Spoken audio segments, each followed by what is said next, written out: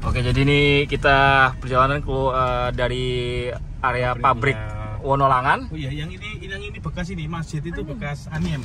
Oh, gardu Aniem itu ya Mas ya, yang kotak itu bangunannya ya, yang ada ventilasinya itu gardu Aniem. Ini kita dari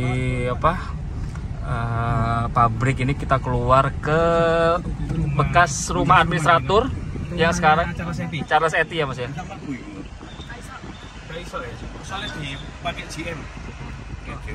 Makasih Pak. Itu rumahnya owner ya Mas ya? Rumahnya Charles Eti owner. Oh, GM juga. GM apa sekarang? Apa administrator? GM ya.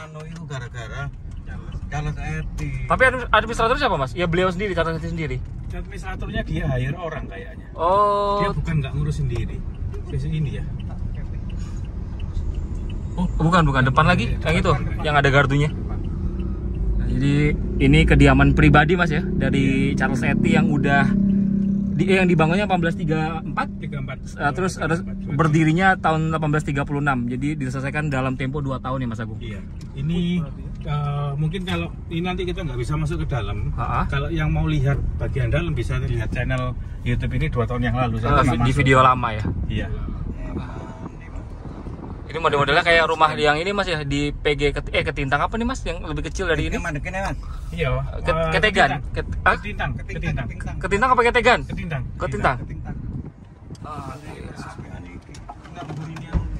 Oke, jadi kita turun. Oke, jadi beginilah bentuk rumah dari Charles Eti yang pernah ditinggali oleh Charles Eti. Model rumahnya ini Pak Guncar, ini model rumah begini apa ya nama gaya arsitekturnya ya? Indis ya? Ini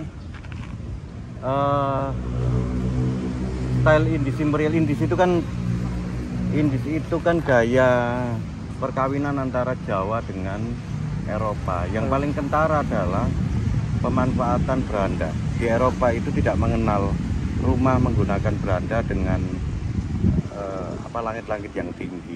Kenapa dibutuhkan model seperti ini? Karena di Asia itu kondisi iklimnya adalah tropis yang panas, sehingga lembab gitu ya. Lembab. Sehingga banyak ciri. Kalau ciri Eropanya adalah kolomnya ya. Ini model kolomnya, kemudian gewelnya itu European style. Nah, termasuk ada kolom besi, ini pasti diimpor dari. Tapi yang apa pengaruh lokalnya apa Pak Ujar? Lokalnya adalah ya ini ada yang beranda ini. Beranda ini kemudian langit-langit yang tinggi, kemudian cross ventilation. Mungkin kalau kita bisa masuk kita bisa melihat cross ventilation itu pintunya akan bertemu dengan pintu belakang, jendelanya akan bertemu dengan jendela samping. Oh, simetris gitu ya langsung ya. Jadi kenapa itu dibutuhkan, karena dia butuh udara segar di dalam. Buat sirkulasi udara berarti. Sirkulasi udara. Terus yang kedua, ciri tropisnya adalah ada ada ruang kosong di atas pintu. Jadi ini yang juga tidak ditemukan di Eropa. Di atasnya pintu itu yang sekarang tertutup kaca gara-gara ada AC-nya ya sekarang. Iya. Itu dulu terbuka. Jadi meskipun pintunya ditutup, udara masih bisa masuk karena di atasnya itu ada angin bisa masuk. Angin gitu ya. Terus yang berikutnya adalah pemisahan antara ruang. Jadi ada 2 masa bangunan. Ini ruang private dan ada ruang servis. Jadi ruang private itu ya hanya ada ruang tamu, kamar tidur, kemudian ruang makan. Nah, di mana dapurnya, kamar mandi, kemudian ruang pembantu itu di pavilion, ruang yang terpisah. Oh, jadi zaman dulu itu rumah-rumah pada umumnya tuh terpisah. Nah, itu pengaruh Jawa. Makanya kemudian kalau kita melihat bangunan Jawa di pedesaan sampai sekarang, itu kamar mandinya selalu ada di ruang yang terpisah. Oh, di luar dari bangunan inti rumah itu. Kenapa? Karena konsep Jawa itu menganggap bahwa kamar mandi tempat buang air besar itu jorok. Sehingga harus dipisahkan dari ruang ya tempat yang bersih itu ya. Iya. Oke, siap. Makasih Pak Guncar. Oke, jadi ini di muka dari rumah ini tuh ada 2 hiasan, itu ada 2 meriam. Jadi Mas Agung, kenapa di sini ada meriam? Ini ada artinya atau gimana? Sejarahnya nggak? Ini kalau nggak salah meriam itu ini ya tambahan. Ya. Tambahan aja ini? Iya. Tambahan, oh di era-era baru-baru ini aja ya? Iya. Jadi kita bakal masuk nih.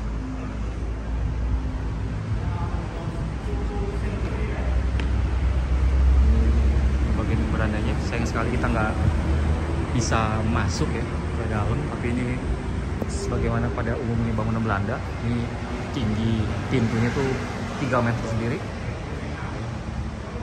Saya tingginya kurang lebih 180, ini mungkin hampir 2 kali dari tinggi badan saya.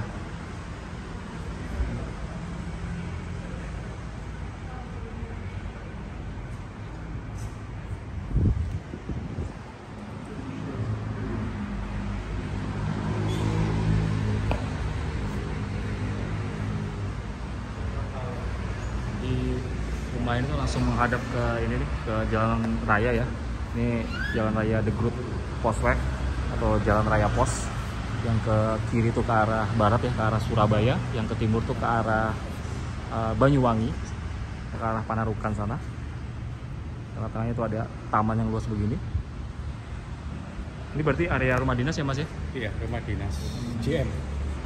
Untuk yang sebelah-sebelah sana itu juga rumah dinas? Iya, kasih rumah dinas. Oh, deretan rumah dinas ya? Cuman ini kalau kita lihat Bu Sarah dari tadi ya mungkin mengenang leluhurnya ya di sini ya. Itu sering nangis. Oh iya, Bapak saya sering nangis. Iya. Lagi bayangin gimana dulu masa hidupnya mungkin leluhurnya ya. Masa hidup leluhur-leluhurnya. Ini generasi keberapa Mas? Generasi ke-7 atau ke-8 ya? 7 atau 8. Dari Charles Etty ya? Iya. Dia keturunannya dari Matthew Etty. Matthew Etty yang tadi ada di sana. Tadi ada di sana. Dan Matthew Walter Etty. Matthew Walter Etty yang pernah menjadi administrator pabrik gula Warna-Langan juga. Kediamannya juga di sini akhirnya. Iya. Jadi ya dulu tuh udah pasti ya, selain ada lalu lintas juga situ ada dulu jalur kereta api, jalur tram Probolinggo, tram maskapai ya, yang hubungin dari Jati itu sampai ke Python.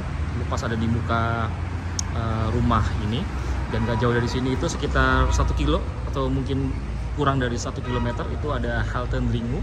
Lalu ke timur lagi itu ada Pantai Bentar, itu yang kurang lebih dibangun itu 1896, lalu dibukanya 1897 sampai 98, sampai terakhir itu selesai di tahun 1900. Bahkan Probolinggo Tram Maskapai juga akhirnya bikin jalur sampai ke barat ke Sumber Kareng dan Umbul. Seingat saya itu di tahun 1913-an ya, sebelum Perang Dunia Pertama, sehingga mereka harus beli logo baru, logo C25 waktu itu ya, untuk melengkapi lokomotif dari Hohenzollern ya, B16 saat itu. Dan ini tuh memang areanya luas sekali ya. Ini ada bangunan sayapnya di sini. Dan di tengah-tengah itu ada angka tahun di mana rumah ini resmi dipakai atau berdiri atau dirampungkan pembangunannya selama 2 tahun, yaitu sejak 1834 dan selesai 1836.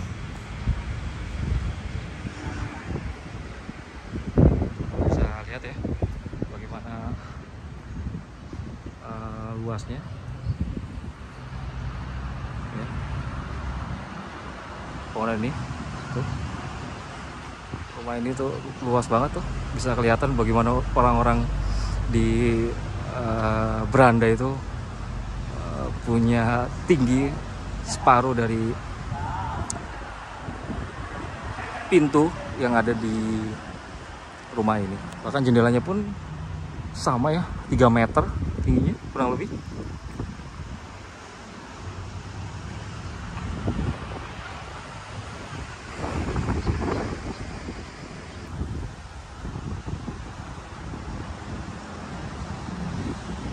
Sayang ya Mas, nggak bisa masuk ke dalam. Saya nggak bisa masuk, tapi udah kebayang sih Mas ini gimana ademnya. Iya. Dalam. Tapi tadi udah saya tak kirimi video. Dulu saya ngevlog di sini 2 tahun yang lalu. Bagian dalamnya mungkin dia bisa lihat ya. Karena sekarang GM-nya nggak ada. Kalau dulu saya hari Sabtu Mas, kali ini kan hari Minggu. Pas tak vlog itu hari Sabtu, ini hari Minggu, sehingga GM-nya juga nggak ada. Untuk yang bangunan saya itu dipakai apa sekarang Mas? Kamar. Oh, kamar. Iya, ini ada kamar sama di sana ada ruang santai. Oh, di dalamnya. Samping. Lurus samping.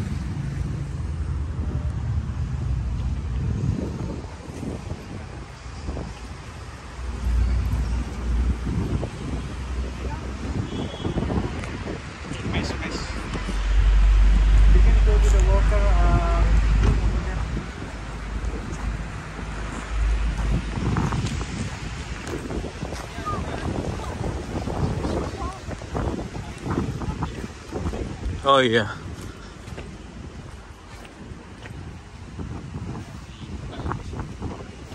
Part of this house. Part of this house. They're using a part of the house as a worker. Tapi ini bagian dari rumahnya Charles Etty sih. Yeah. You can in, please. No. Cepat mas. No need.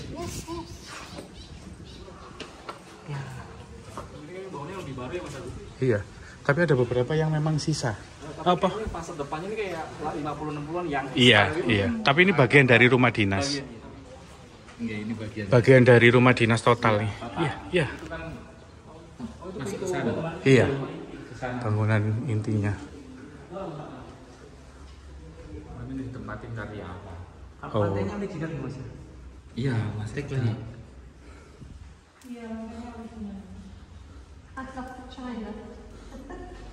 Yeah, Chinese spot. Oh. Chinese spot.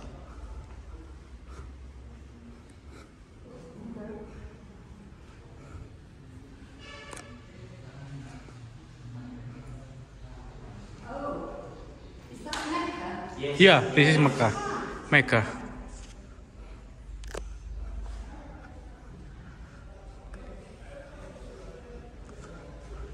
Mas itu tadi sudah saya WA ke Bu Sarah, link YouTube yang dulu saya pernah masuk ke dalam sini. Oke. Nanti. Oke.